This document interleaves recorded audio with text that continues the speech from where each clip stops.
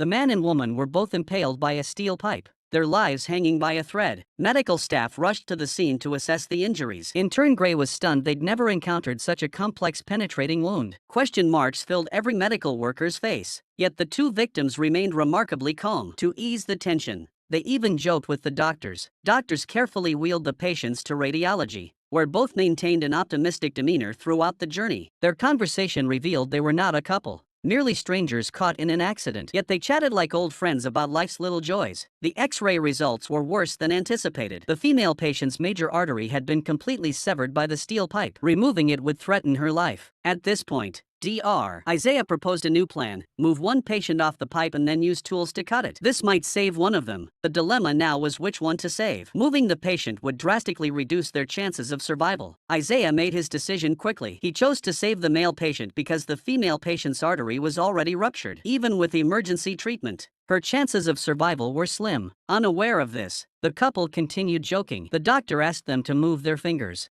The man beat his fingers smoothly, but the woman's fingers showed no response. Still optimistic, she asked the doctor, "Did I move my fingers?" The doctor had to tell her a kind lie. After discussion, the medical team ultimately decided to abandon the female patient. The doctor quickly formulated a surgical plan and immediately headed to the ward. The doctor tactfully informed the woman of the truth. The man became agitated, arguing it was unfair to the woman. However, the woman calmly accepted reality and agreed to the medical plan. The tense surgery commenced. The woman softly asked, "Has my husband arrived at the hospital?" The doctor replied that holiday traffic had delayed him. He was still on the highway. A relieved smile touched her lips. "That's for the best. He won't have to see me like this." As they were wheeled into the operating room, the man tried to apologize. She gently patted his shoulder and whispered, "Live well." As the anesthetic slowly entered her body, she quickly slipped into unconsciousness. The lead surgeon murmured an apology. "There was nothing more we could do." When the steel pipe was slowly extracted, the woman's body gradually detached from her life signs, which were fading away. Despite all efforts to resuscitate her, the woman ultimately succumbed to massive blood loss from a ruptured artery and her breathing ceased forever. The medical team immediately shifted focus to saving the man. He was fortunately rescued, but the woman's breaths had ended forever. A mischievous child secretly played with a gun, causing it to accidentally discharge. The father, Mike, had a gunshot wound on his face. When faced with paramedics, he insisted it was an accidental discharge while cleaning the gun. Fortunately, the bullet only pierced his jaw and cheek, missing vital organs. An experienced paramedic immediately spotted the inconsistency. A 5-year-old boy nearby kept clutching his arm, clearly injured by the gun's recoil. The father finally broke down and revealed the truth. The gun had been locked in a box, with the key always hanging around his neck. But while he was showering, his son had stolen it and accidentally fired it. Most heartbreakingly, the father kept defending his child. "He's only 5. He doesn't understand anything. It's all my fault." If it was truly an accident, why did Jack lie?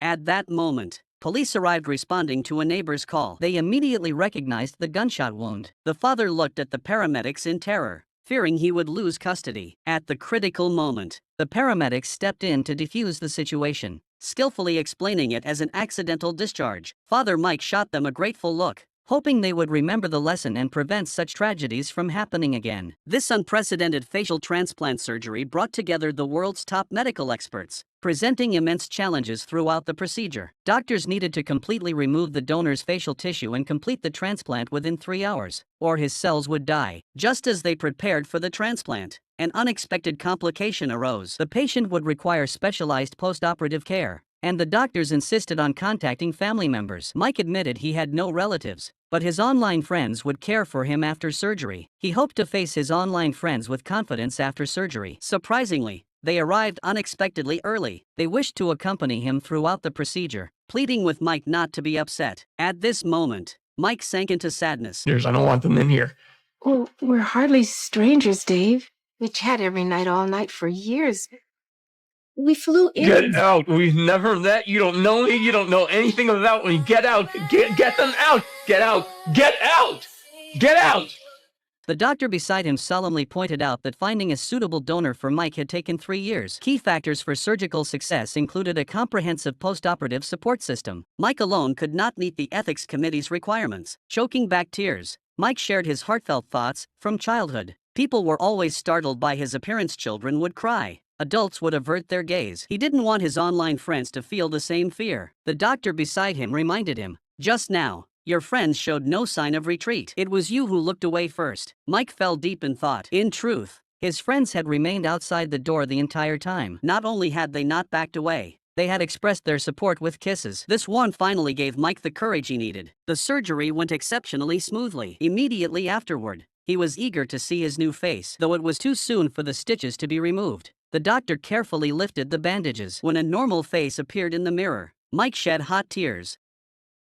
John drilled a hole in the woman's skull using a bottle opener. The firefighter sternly ordered him to stop, but John retorted that he was saving her life. At that moment, as the corkscrew was removed, blood gushed like a fountain. Firefighters immediately applied pressure to stop the bleeding. It turned out he was a military medic. While visiting family, he encountered a train derailment. Faced with the scene of injured people strewn everywhere, he immediately began rescue efforts. Thanks to his professional treatment, dozens of casualties received timely medical care. However, this heroic medic suddenly collapsed. Firefighters discovered extensive bruising on his abdomen, internal bleeding caused by ruptured organs. Despite excruciating pain, he had persevered in treating others. When transported to the emergency zone, doctors examined his injuries. The blackened patches on his abdomen signaled impending death. Firefighters passionately pleaded with the doctors not to give up on him. The doctors, however, discreetly excused the rescue personnel and quietly removed the military doctor's red identification tag, revealing the black tag signifying death. When the firefighters returned and discovered the military doctor had been moved to the morgue, they were consumed with rage and confronted the staff. The doctor calmly explained the medic's internal organs were completely ruptured, making death inevitable during transport. On-site resources must prioritize patients with a chance of survival. Fully aware of his condition, the medic summoned the firefighter to his side and left his final words, expressing no regret for his choice. David arrived at the hospital with a large protruding abdomen, leaving all doctors stunned. This moment instantly became the hospital's focal point. Grown in my,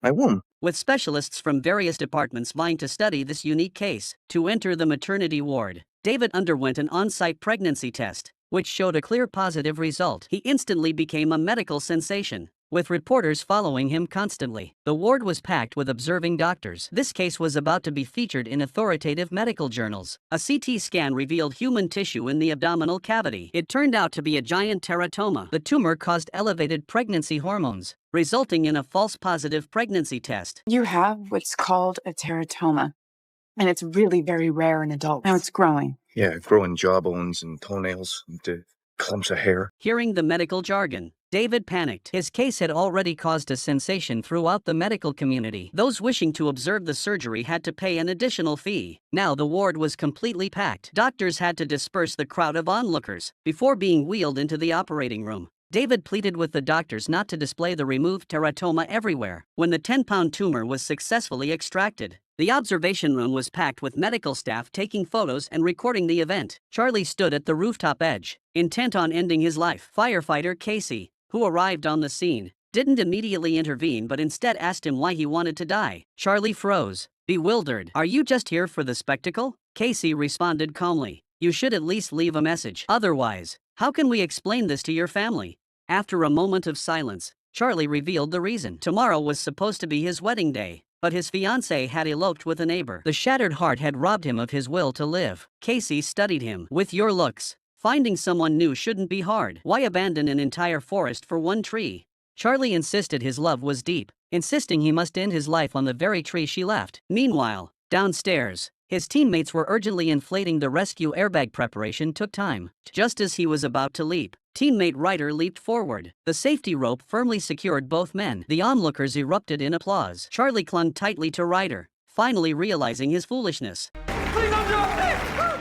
The emergency room received a boy named Jack, his entire body encased in cement. Help me.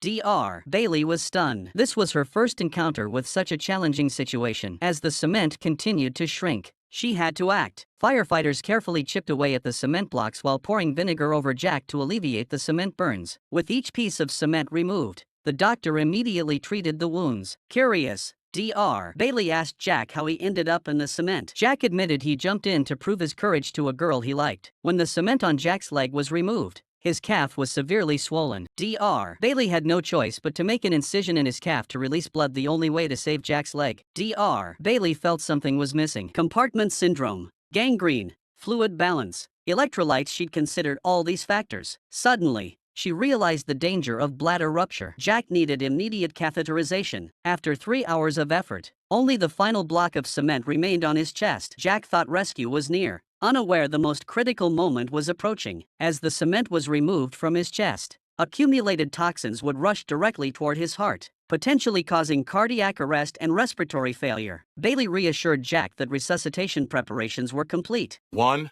I watch the leads. 2, 3. Okay.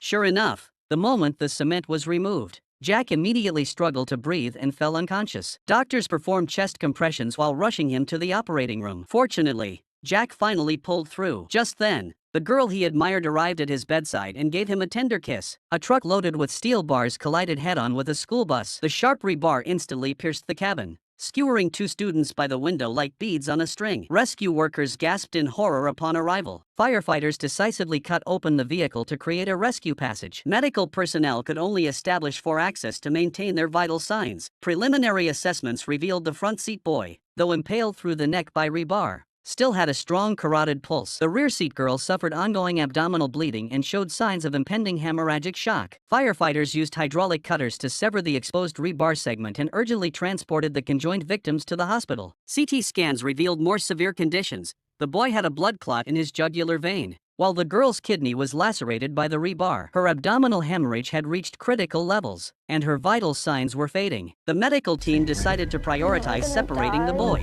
After calming their emotions, they slowly extracted the rebar piercing his neck. Following debridement, the boy was immediately sent for imaging. The girl was wheeled into the operating room for exploratory laparotomy. Just as her surgery reached a critical stage, the boy suddenly choked due to airway compression from the jugular vein hematoma. Doctors performed emergency tracheal intubation, stabilizing him. The boy's family, arriving at this moment, questioned why the rebar wasn't separated at the accident site. The attending physician calmly explained that removing the rebar immediately would have caused the girl to bleed to death from massive abdominal hemorrhage. They couldn't abandon either child. Ultimately, both surgeries were successfully completed. After recovery, the boy's parents came to express their gratitude, finally understanding the doctor's choice.